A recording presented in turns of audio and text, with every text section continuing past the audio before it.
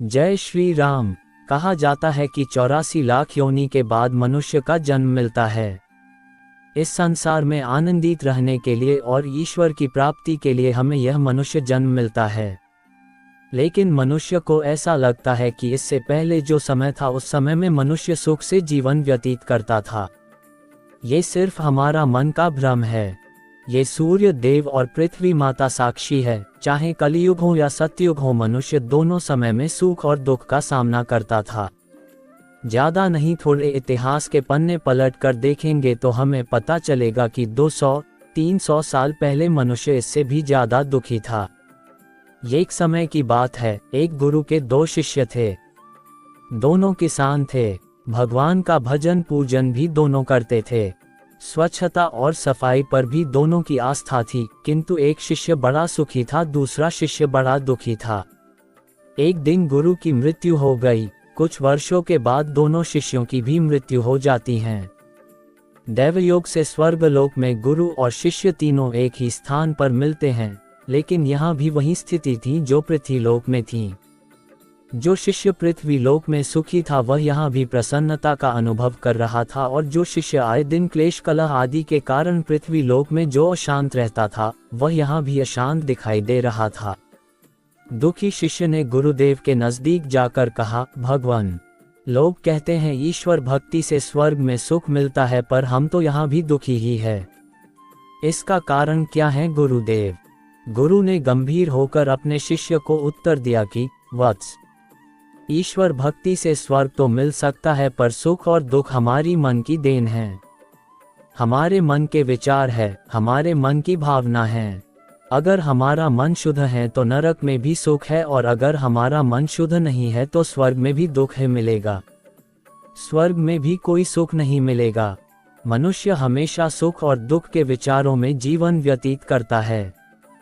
थोड़ी देर के लिए सब कुछ भूलकर ईश्वर के निकट आ जाओ, तुम्हें वह सब मिलेगा जो तुम चाहते हो। जैसे कि बर्फ के पास जाने से शीतलता मिलती है, अग्नि के पास जाने से गर्माहट मिलती है, और गुलाब के पास जाने से सुगंध मिलती है। इसलिए भगवान से मांगने की बजाय भगवान से निकटता बनाओ, तुम्हें सब कुछ अपने आप ही मिलना शुरू हो जाएगा। जितना कठोर बनोगे उतनी ही जल्दी लोग आपको हृदय से निकाल देंगे, चाहे आप उनके लिए कितने भी जरूरी हो। जीभ जन्म से होती है और मृत्यु तक रहती है, क्योंकि वो कोमल होती है। दांत जन्म के बाद में आते हैं और मृत्यु से पहले चले जाते हैं, क्योंकि वो कठोर होते हैं। हम छोटे बच्चों को ईश्वर का स्वरूप मानते हैं, क्योंकि उनका मन पवित्र होता है, वही ईश्वर के निकट रहते हैं। वही बच्चा जब बड़ा होता है तो वही ईश्वर से दूर चला जाता है, क्योंकि उसके मन में छल कपट की भावना आ जाती है। हमारे जीवन में परेशानी चाहे कितनी भी बड़ी हो, चिंता करने से और भी बड़ी हो जाती है, खामोश रहने से कम होती है, और सब्र करने से खत्म हो जाती है। परंतु वह परेशानी ईश्वर को सौंप देने से वह खुशियों में बदल जाती है। इसलिए अपनी सारी परेशानियां ईश्वर को सौंपकर सच्चे मन से ईश्वर की भक्ति करें। वही ईश्वर अवश्य आपका उद्धार करेंगे, आपकी सभी परेशानियां दूर करेंगे। एक बार यशोदा माँ यमुना नदी में दीप दान कर रही थीं। पत्तों में दीप रखकर जब यशोदा माँ उन्हें प्रवाहित कर रही थीं, तब उन्होंने देखा कि कोई भी दीप आगे नहीं जा रहा था। ध्यान से देखने पर यशोदा माँ को पता चला कि कान्हा जी एक लकड़ी लेकर सारे दीप जल से बाहर निकाल रहे थे। यशोदा माँ ने कान्हा से पूछा, लल्ला, तुम ये क्या कर रहे हो? कान्हा जी ने यशोदा माँ से कहा कि यह सब डूब रहे थे, इस कारण मैं इन्हें डूबने से बचा रहा हूँ। कान्हा का यह उत्तर सुनकर यशोदा माँ हंसने लगी और बोली, लल्ला, तुम किस किस को बचाओगे? ये सुनकर कान्हा जी ने बहुत ही सुंदर जवाब दिया, माँ, मैंने सबका ठेका नहीं लिया हुआ है, लेकिन जो मेरी ओर आएंगे मैं उन्हें अवश्य बचाऊंगा। इसलिए हमें सदैव प्रभु का ध्यान करना चाहिए और उनकी शरण में रहना चाहिए। जो मनुष्य ईश्वर की शरण में रहते हैं, ईश्वर हमेशा उनकी मदद करते हैं, उनके सारे बिगड़े काम बन जाते हैं। यदि आप गर्म चाय का कप हाथ में लिए खड़े हैं और कोई आपको धक्का दे देता है तो क्या होता है? आपके कप से चाय छलक कर नीचे गिर जाती है। अब आपसे कोई पूछे कि आपके कप से चाय क्यों नीचे गिर गई, तो आपका यह उत्तर होगा कि अमुक व्यक्ति ने मुझे धक्का दिया इसलिए चाय नीचे गिर गई। लेकिन सच्चाई यह है कि आपके कप में चाय थी इसलिए चाय नीचे गिर गई। आपके कप से वही छलकेगा जो उसमें होगा। इसी तरह से जब जीवन में हमें लोगों के व्यवहार से जब धक्के लगते हैं तो उस समय हमारी वास्तविकता ही छलकती है। हमारा सच उस समय तक सामने नहीं आता जब तक हमको धक्का न लगे। देखना यह है कि जब हमको धक्का लगता है तो क्या छलकता है। धैर्य, मौन, कृतज्ञता, स्वाभिमान, निश्चिंतता, मानवता, गरिमा या क्रोध, कड़वाहट, पागलपन, ईर्ष्या, द्वेष या घृणा, ये निर्णय हमको करना है। ईश्वर भी देखना चाहते हैं कि बुरे समय में जब तुम्हारा कोई साथ नहीं देता है तो तुम क्या करते हो। इसलिए अपने संस्कारों में सद्गुणों का निर्माण कीजिए। ईश्वर अवश्य हमारी जीवन रूपी नाव को डूबने से बचा लेंगे। जब बुरे दिन आते हैं तो बुद्धि भी घास चरने चली जाती है। इंसान चाहकर भी सही निर्णय नहीं ले पाता है। इसलिए तो कहा जाता है कि इंसान बुरा नहीं होता, उसका वक्त बुरा होता है। परिवर्तन ही प्रकृति का नियम है।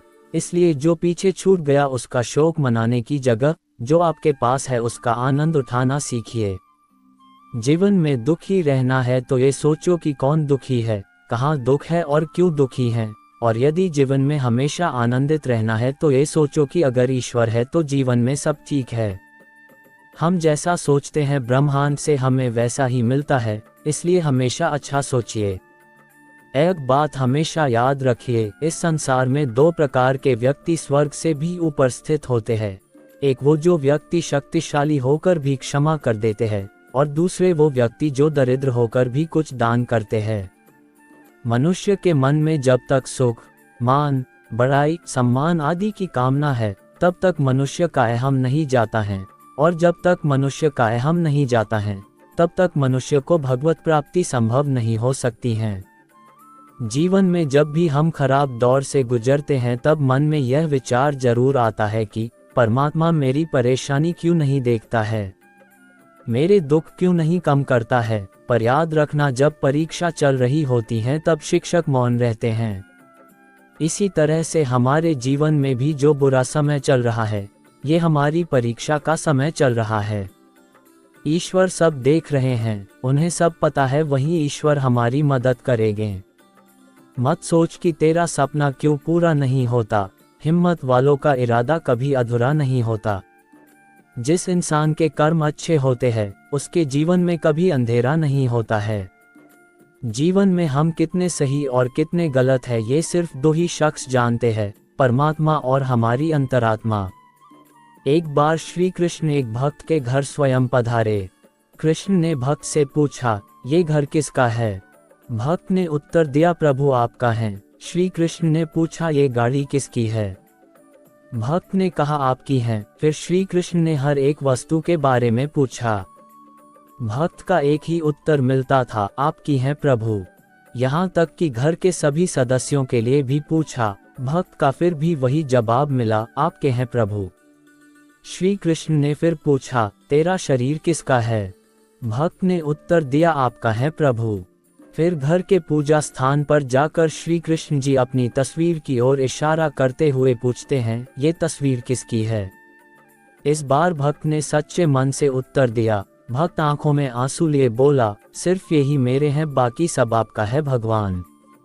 भक्त ने इस बार बहुत ही सुंदर उत्तर दिया भगवान को। जब हमारे जीवन में दुख आए उस समय ईश्वर को याद कीजिए, ईश्वर अवश्य हमारी मदद करेंगे। जय श्री राम।